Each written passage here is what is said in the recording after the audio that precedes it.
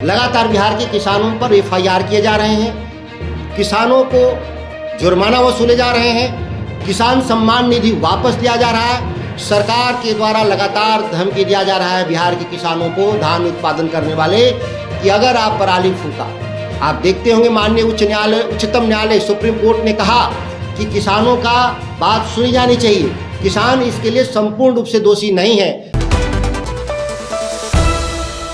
बिहार के किसानों की माली हालत सबसे बदतर है, इसका अंदाजा आर्थिक जनगणना से भी लोगों को मालूम हो चुका है। क्यों नहीं बिहार के किसानों को 3200 रुपये क्विंटल धान की खरीद होनी चाहिए? क्यों नहीं 2700 रुपये क्विंटल गेहूं की खरीद होनी चाहिए? क्या देश के प्रधानमंत्री केवल उन राज्यों के प्रधानमंत्री हैं जिन राज्यों में केवल चुनाव हो रहा है? क्या बाकी राज्यों के देश के प्रधानमंत्री नहीं हैं? क्योंकि ये सभी घोषणा पत्र प्रदेश के द्वारा जारी नहीं, मोदी गारंटी के नाम से जारी है। इसमें ये नहीं है कि प्रदेश जो राज्य स्तर की जो नेता है भारतीय जनता पार्टी, उन लोगों के द्वारा नहीं, देश के प्रधानमंत्री के द्वारा जारी है। इससे जाहिर हो रहा है कि भारतीय जनता पार्टी बिहार के विकास के लिए गंभीर नहीं। भारतीय जनता पार्टी के लोग केवल सत्ता में काबिज होने के लिए झूठे वायदे का एक जाल फेंका जा रहा है। इसलिए मैं अब भी कह रहा हूं इंडिया गठबंधन के सभी साथियों से, इस राज्य के मुख्यमंत्री नीतीश कुमार जी से, कि बिहार के किसानों की माली हालत सुधारने के लिए बिहार में चूंकि धान की कटनी प्रारंभ हो चुकी है, खरीद शुरू हो चुकी है, उसको जितना धान है एक एक पाई धान खरीदना चाहिए।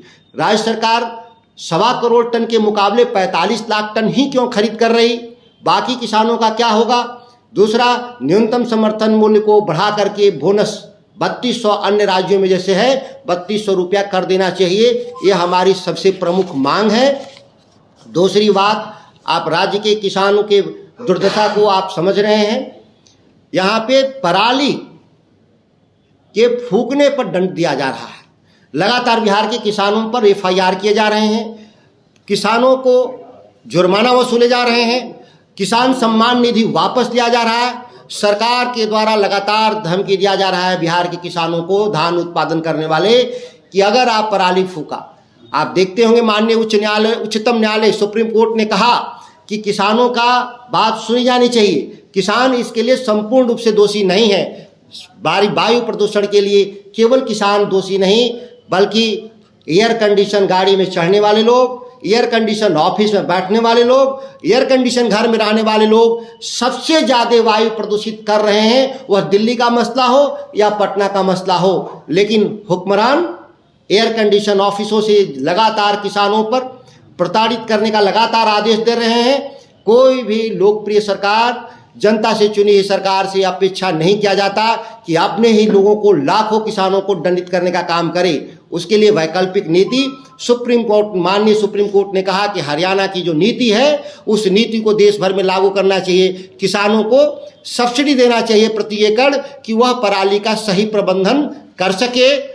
इसके अलावा मशीन जो खरीदते हैं पराली प्रबंधन के लिए, उसके लिए भी सब्सिडी देने की आवश्यकता है। इसके अलावा भी कई तरीके हैं जिसके जरिए हम लक्ष्य को हासिल कर सकते हैं। वायु प्रदूषण फैलाने के लिए जीवाश्म ईंधन से चलने वाले वाहन हो, या हमारे कोयला से चलने वाले बिजली घर हो, या हमारे कई औद्योगिक क्षेत्र और निर्माण क्षेत्र जिससे लगातार वायु प्रदूषण खराब हो रहा है। ऐसे में राज्य सरकार को किसानों के साथ नरमी से पेश आना चाहिए। कैमूर, रोहतास, औरंगाबाद के इलाके में व्यापक पैमाने पे प्रशासन के द्वारा किसानों को उत्पीड़ित किया जा रहा है। इस उत्पीड़न से मुक्ति के लिए मैं अपील करता हूं बिहार की सरकार से। उसमें क्या बातें आई? आप लगातार जो अब तक कृषि रोड मैप पर सवाल, कृषि रोड मैप में पहले, दूसरे, तीसरे में जो प्रावधान थे वो चौथे में सेम प्रावधान है। कोई भी वैज्ञानिक दृष्टिकोण से मैं कहा तो कोई गुणात्मक बदलाव नहीं, सिवा वही बजट बनाने का।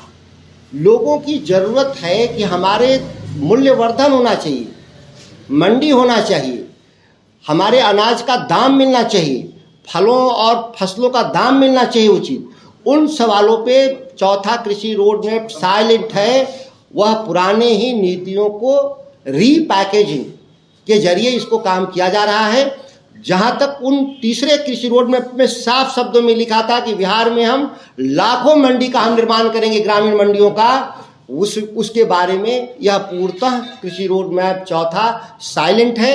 आप देख रहे हैं कि किसानों को बोनस नहीं दिया जा रहा है बिहार में, जब अन्य राज्य दे रहे हैं तो बिहार में भी मिलना चाहिए किसानों को। सरकार की मंशा भी है कि बिहार के सबसे जो गरीब लोग हैं उसको हम आर्थिक मदद करें। ये आर्थिक मदद का इससे बड़ा क्या आधार हो सकता है कि हम किसानों के फसल को हम अगर दाम दे दें तो अभी एक आर्थिक मदद है। अतिरिक्त लागत राज्य सरकार भी वहन कर सकती है। हालांकि देश के प्रधानमंत्री की गारंटी है 4 राज्यों को जहां चुनाव हो रहे हैं, तो मैं देश के प्रधानमंत्री से कहता हूं कि बिहार जैसे राज्य को भी उसमें शामिल करके गारंटी दें। तो क्या फिर से